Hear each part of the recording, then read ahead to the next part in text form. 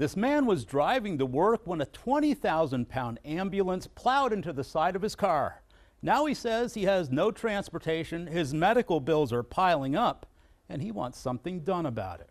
It's been 9 months since Nick DeSimone saw his life flash before his eyes. The glasses had flown off, my nose was bleeding, just the initial shock to come to realize what happened. What happened back in January is DeSimone was approaching the intersection of Turney and McCracken in Garfield Heights when traffic cameras captured this ambulance slamming into his Dodge Charger. Look again. This time we'll slow it down so you can see the full impact of the crash. Suddenly, out of the blue, a vehicle, as a traveling bullet, comes and hits at the side of his car.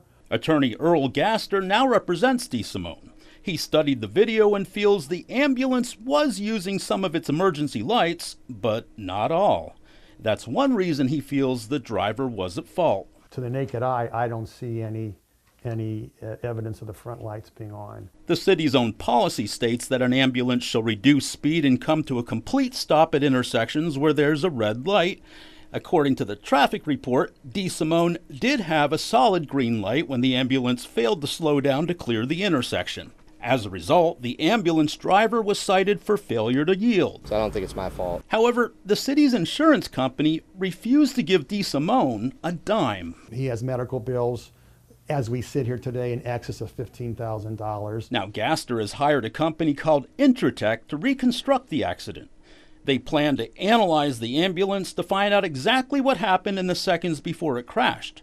They want to know how fast it was going and when or if it tried to slow down. The expert wants to look at what's called an engine control module, essentially the black box for the ambulance, which can provide a lot of important data, primarily the speed and movement of the vehicle. That data may help Gaster's case. He says emergency vehicles typically have the right-of-way during emergencies, but only if they follow certain rules.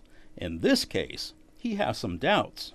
For the city to maintain immunity, in an emergency situation, there's a variety of things that have to be done, and they all have to be done. I didn't hear the sirens, and then I didn't see any lights or anything like that. DeSimone says he's still reeling from the crash, having suffered head wounds, a minor concussion, and of course, the loss of his car. Records show the ambulance driver had only been on the job for 2 days when this happened. We reached out to the city, but they told us they don't comment on pending litigation.